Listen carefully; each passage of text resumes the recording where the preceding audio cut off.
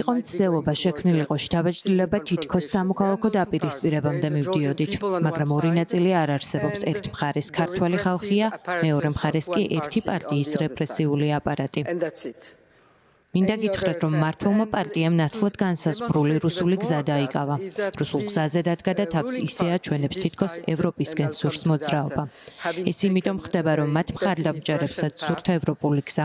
საქართველოს მოსახლეობის 80-90%-ს ყველა საზოგადოებრივი აზრის გამოკითხვა და არჩევნები დამოუკიდებლობის შემდეგ ამას აჩვენებს.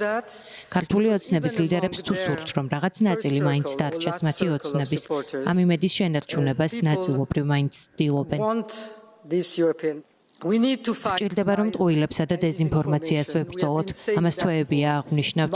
შეუძლია ევროპას შეეგუოს, რომ ომის პარტიას უწოდებენ. შეუძლია შეეგუოს იმის ყურებას, თუ როგორ აყენებენ მის ელჩებს შეურაცხყოფას. შეუძლია მიიღოს და ნება დართოს ქართულ ოცნებას, დაიბრალოს, რომ ევროპისკენ მიდის.